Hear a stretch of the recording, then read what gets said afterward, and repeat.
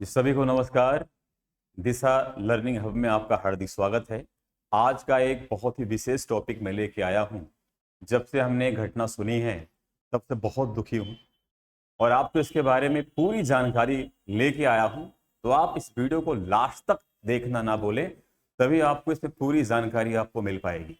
आज का हमारा जो विषय है आपकी स्क्रीन पर नजर आ रहा है, कुत्ते के काटने से हुई बच्चे की मौत। यह घटना यूपी के गाजियाबाद की कहानी है, जिसमें एक 14 साल के बच्चे को कुत्ते ने काटा। काटने के बाद कुछ दिनों के बाद उस बच्चे की तड़प तड़प के मौत हुई। और दुख तो इस बात की है कि उस बच्चे की जब मौत हुई उसके पिता के आंखों के सामने हुई। वो पिता कितना दुखी होगा, कैसे बर्दाश्त किया होगा कि उसका पुत्र उसके सामने किस तरीके से अपने प्राण को त्यागा। तो जब से हमने इस वीडियो को देखा है, जब से इस घटना को सुना है, बहुत दुखी हूं। तो मैं चाहता हूं कि आप लोग भी सतर्क रहें, सावधान रहें। कुत्ते, बंदर, बिल्ली ही, चूहे आदि से आप सुरक्षित रहें और अपने समाज को, अपने परिवार को सुरक्षित रखें। तो चलिए हम इसी पर बात करने वाले हैं, या फिर उस बच्चे के मौत कैसे हुई, किन कारणों से हुई, उसके बारे में हम आपको विस्तार से चर्चा करने वाले हैं। ठीक है, तो देखिए आप इमेज के माध्यम से हम आपको बताने वाले हैं कि आखिर उस बच्चे को जब कुत्ते ने काटा तो क्या क्या चीजें हुई और किस बीमारी के कारण वह बच्चा मर गया। तो यहां पर देखिए हम सबसे पहले बात करने वाले हैं, रेबीज रोग कैसे होता है। दरअसल कुत्ते, बंदर, बिल्ली, चूहे के काटने से आपको रेबीज हो सकता है। जरूरी नहीं है कि सारे कुत्तों के काटने से ही आपको रेबीज हो, या बंदर या बिल्ली के काटने से रेबीज हो। लेकिन अगर वह कुत्ता, बंदर, बिल्ली अगर वह खुद इस बीमारी से पीड़ित है तो उस जानवर के काटने से आपको रेबीज या हाइड्रोफोबिया नामक बीमारी हो सकती है। तो आपको इसी के लिए हम जानकारी लेके आए हैं, सतर्क करने आए हैं कि आप सतर्क हो जाएं, क्योंकि आपके आसपास बहुत सारे कुत्ते देखे जाते हैं जो कि आप पे कभी भी हमला कर सकते हैं। आप हमेशा अपने आप को सावधान रखो और अपने परिवार के, अपने समाज का बचाव करो। तो देखिए इस पे हम विशेष चर्चा करने वाले हैं कि रेबीज रोग कैसे होता है। तो अभी अभी हमने आपको बताया कि कुत्ते, बिल्ली, बंदर, चूहे इत्यादि के काटने से आपको रेबीज रोग हो सकता है, क्योंकि यह बीमारी वायरस से होने वाली बीमारी होती है। यह वायरस कुत्ते, बंदर, बिल्ली के लार में पाए जाने वाला वायरस है। जब वह लार आपके ब्लड के संपर्क में आता है तो यह वायरस एक्टिवेट हो जाता है, और इस वायरस को एक्टिवेट होने के लिए कुछ समय भी लग सकते हैं। महीने, 2 महीने, 3 महीने, 4 महीने, कभी कभी 1 साल, कभी कभी 20 साल तक भी लग सकते हैं वह वायरस एक्टिवेट होने के लिए। आपने बहुत सारे ऐसे केस भी देखे होंगे जिसमें कुत्तों ने बच्चों पर हमला किया, उसको काटा, लेकिन कई साल हो गए बच्चे को रेबीज नहीं हुआ। तो इसका जो मेन रीजन होता है कि बच्चे की इम्यूनिटी कैसी है। बहुत लोगों को आए दिन कुत्ते काटते रहते हैं, बंदर काटते रहते हैं, वो कोई भी टीका या वैक्सीन का उपयोग नहीं करते हैं, फिर भी वो ठीक है। तो इसके पीछे जो मेन रहस्य है, उस व्यक्ति का इम्यून सिस्टम कितना स्ट्रांग है। तो आपकी इम्यूनिटी भी बहुत मायने रखती है इस बीमारी से बचाव के लिए। तो ठीक है, यहां पर देखिए रेबीज एक बीमारी है जो कि लिस्सा नामक वायरस से होने वाली बीमारी है। यह मुख्य रूप से पशुओं की बीमारी है, लेकिन संक्रमित पशुओं द्वारा अगर यह मनुष्यों में जाता है तो यह बीमारी मनुष्यों को हो सकती है। ठीक है, और यह वायरस जैसे ही आपके बॉडी को अटैक करता है तो आपके इम्यून सिस्टम को ही प्रभाव में लेता है, उसको नष्ट करने का काम शुरू कर देता है। बाकी हम स्टेप बाय स्टेप करके इमेज के माध्यम से मैं आपको समझाने का पूरा प्रयास करूंगा, तो आपके हर सवालों का जवाब दूंगा जो इससे सवाल संबंधित होंगे। मनुष्यों में रेबीज के लक्षण क्या हैं, यानी अगर आपको रेबीज हो जाता है तो कैसे पता करेंगे कि आपको रेबीज हुआ है या नहीं हुआ है। ठीक है, तो यहाँ पर लिस्सा वायरस से ग्रसित व्यक्ति में इसके लक्षण बहुत दिनों बाद उभर कर आते हैं। मैंने बताया आपको, कभी कभी 3 महीने, कभी कभी 6 महीने या साल भर या 3-4 साल के बाद भी सिम्टम्स नजर आते हैं। तो आखिर वो सिम्टम्स कौन कौन से हैं, जैसे कि बुखार आना, सिर दर्द होना, घबराहट, बेचैनी होना, चिंता और व्याकुलता रहना, भ्रम की स्थिति में रहना, खाना निगलने में मुश्किलें होना, बहुत अधिक लार निकलना, और सारे लक्षण रेबीज के हैं। लेकिन यहाँ पर देखिए इसमें ये भी लक्षण होते हैं कि बच्चे को पानी से डर लगता है, आग से डर लगता है, ऊंचाई से भी डर लगता है। ये इसके सिम्टम्स होते हैं, रेबीज होने के सिम्टम्स होते हैं। बाकी हम आगे बात करते हैं इमेज के माध्यम से और दिखाते हैं आपको। और सवाल क्या बनता है, क्या रेबीज का इलाज संभव है? यह एक बहुत ही अच्छा सवाल है कि क्या रेबीज का इलाज संभव है। जी हाँ, इलाज संभव तब है जब आप समय से बच्चे को वैक्सीन लगवाएंगे, या जिस व्यक्ति को कुत्ते ने काटा है, बंदर ने, चूहे ने काटा है, अगर समय से 24 घंटे पहले अगर आप उसको इंजेक्शन लगवा देते हो, वैक्सीन लगवा देते हो, तब तो इसका बचाव किया जा सकता है। यदि अगर उस बच्चे को उस वायरस ने जकड़ रखा है, तब इलाज करना शायद संभव नहीं होगा। ठीक है, चलिए आगे हम बात करेंगे। यहाँ पे जो वायरस लिस्सा वायरस है जो आपकी स्क्रीन पर नजर आ रहा है, आप देख सकते हैं आपके स्क्रीन पर ये वायरस है, लिस्सा वायरस जो नजर आ रहा है। जैसे आपके बॉडी में इंटर करता है तो आपके इम्यून सिस्टम अर्थात आपके WBC को कमजोर करने का काम करता है। ठीक है, आगे बढ़ते हैं, आगे देखते हैं कि अगला सवाल क्या है। ठीक है, रेबीज रोग में कौन सा अंग प्रभावित होता है? ये बहुत अच्छा सवाल है कि अगर किसी व्यक्ति को रेबीज हो जाता है, अगर किसी व्यक्ति को रेबीज हो जाता है तो उसका कौन सा अंग खराब होता है। तो आपको बता दूं कि अगर किसी व्यक्ति को रेबीज होता है तो उसका जो नर्वस सिस्टम होता है, जिसे हम तंत्रिका तंत्र बोलते हैं, ये आपका नर्वस सिस्टम, जिसे हम तंत्रिका तंत्र बोलते हैं, यानी आपका नर्वस सिस्टम खराब हो जाएगा। तो रेबीज वायरस के केंद्रीय तंत्रिका प्रणाली को संक्रमित करता है और जिससे व्यक्ति को जो उनकी जो हरकतें होती हैं कुछ अलग सी होती हैं, उनके शरीर में अलग से बदलाव आते हैं। ठीक है, आगे बढ़ते हैं, आगे हम चर्चा करते हैं कि आप मनुष्यों में रेबीज का पता कैसे लगाते हैं। ठीक है, बात यह है कि आप मनुष्यों में रेबीज का पता कैसे लगाते हैं कि आखिर उस व्यक्ति के अंदर लिस्सा वायरस है या नहीं है, या रेबीज के वायरस है या नहीं है, या हाइड्रोफोबिया के वायरस है या नहीं है, कैसे पता करेंगे? तो उसका टेस्ट के माध्यम से आप पता कर सकते हैं। उसका जो टेस्ट है RT-PCR, आप देखे होंगे, सुने होंगे ना, RT-PCR। वैसे RT-PCR कोविड का टेस्ट करने के लिए भी किया जाता है, RT-PCR, जिसका पूरा नाम होता है, आपने सुना होगा कि RT-PCR का जो पूरा नाम कोविड में भी आपने देखा, इसको बताया गया है कोविड में भी और RT-PCR के बारे में। तो इसमें इसकी जांच की जाती है कि आखिर ये वायरस आपके ब्लड में है या नहीं है। ठीक है, RT-PCR। और आपने कोविड में जांच देखा होगा जिसे एंटीबॉडी रैपिड टेस्ट के नाम से भी जानते हैं। ठीक है, तो आगे बढ़ते हैं, आगे दिखाते हैं अगला सवाल क्या है। अगला सवाल आपके स्क्रीन पर है कि रेबीज का असर कितने साल तक रहता है।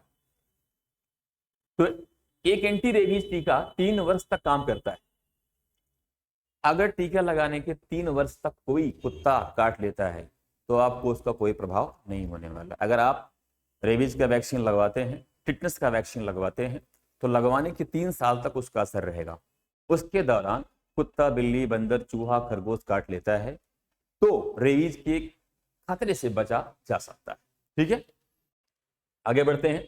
अगला, आपको कैसे पता चलेगा कि किसी जानवर को रेबीज है या नहीं है? नहीं, कैसे पता कर पाओगे कि किसी कुत्ते, बिल्ली, बंदर को रेबीज की बीमारी है या नहीं है? यह जानकारी आप कैसे पता करोगे?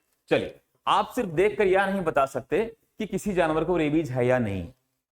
यह निश्चित रूप से जानने का एक मात्र तरीका है कि किसी जानवर को रेबीज है या नहीं है। प्रयोगशाला के माध्यम से आप पता कर सकते हैं कि रेबीज से पीड़ित जानवर का अजीब व्यवहार कर सकते हैं, कुछ लोग आक्रामक हो सकते हैं, या आपने देखा होगा बहुत सारे ऐसे कुत्ते हैं जो नॉर्मल हैं कुत्ते, तो उनमें आप कह सकते हो कि शायद रेबीज के लक्षण ना हो, क्योंकि जब ये रेबीज के जो वायरस होते हैं, लिस्सा वायरस, जब ये कुत्ते के अंदर उसकी मात्रा ज्यादा हो जाती है या कुत्ते, बिल्ली, बंदर के अंदर ज्यादा हो जाता है तो कुछ अजीब सी हरकतें करते हैं। जीभ बाहर निकली होती है, लार टपकता रहता है कुत्ते का, और वो बहुत आक्रामक दिखते हैं, बेवजह काट खाते हैं, यानी वो खुद वायरस से प्रभावित हो जाते हैं, यानी जानकर ऐसा नहीं करते हैं, वो उस बीमारी से स्वयं पीड़ित रहते हैं। और जब वही कुत्ता या बिल्ली या चूहा आप पे अटैक करता है तभी लिस्सा वायरस आपको प्रभावित करता है। ठीक है, आगे बात करते हैं कि अगला क्वेश्चन क्या है, रेबीज का कोई इलाज क्यों नहीं है? देखिए, यह प्यारा सवाल है कि आखिर रेबीज का कोई इलाज क्यों नहीं है। इलाज इसका तभी संभव है समय से पहले। अगर आपको कुत्ता बिल्ली काटता है तो काटने के 24 घंटे पहले आप इसका वैक्सीन लगवाएं, या जब भी कोई कुत्ता या बिल्ली आपको काटता है तो सबसे पहले उस घाव को गुनगुने पानी से साफ करें या साबुन से सफाई करें। सफाई करने के बाद उसमें आप बेटाडीन या आप उसका मलहम का यूज कर सकते हैं, या आप गुनगुने पानी से उसकी सफाई कर सकते हैं, क्योंकि जो इसका वायरस होता है लिप्सा वायरस, ये 24 घंटे तक वहां पर विराजमान रहता है। तो आप चाहें तो तुरंत उसकी सफाई कर सकते हैं, साबुन से सफाई कर सकते हैं या गुनगुने पानी से सफाई कर सकते हैं जिस जगह पर वह कुत्ता काट रखा है। अक्सर लोगों का सवाल होता है कि कुत्ते ने काटा नहीं है, उसने नाखून मार दिए हैं, तो क्या रेबीज हो सकता है? ये भी एक सवाल है।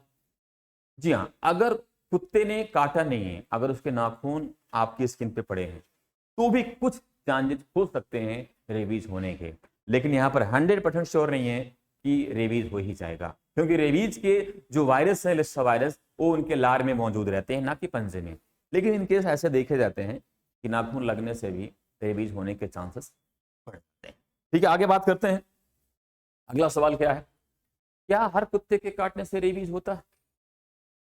ये सवाल अच्छा है, क्योंकि लगभग ज्यादातर घरों में लोग कुत्ते पाल रखे हैं, तो ऐसे तो एक डर का माहौल होगा कि क्या हर कुत्ते के काटने से रेबीज हो सकता है।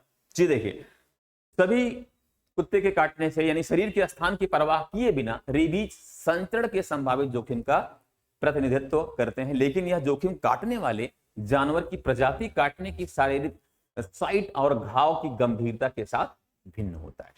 तो अगर कुत्ते को वैक्सीन लगा हुआ है, रेबीज का वैक्सीन अगर कुत्ते को लगवाया गया है, अगर वह कुत्ता आपको काटता है तो संभावना बहुत कम रहती है कि व्यक्ति को रेबीज हो सके। तो अगर आपके पास कुत्ता है, आपने कुत्ते पाल रखे हैं, तो समय समय से उसको वैक्सीन लगवाएं ताकि रेबीज को रोका जा सके। क्योंकि आज देखा जाए भारत में एक रेबीज जो बीमारी है बड़े स्तर पर देखने को मिलती है।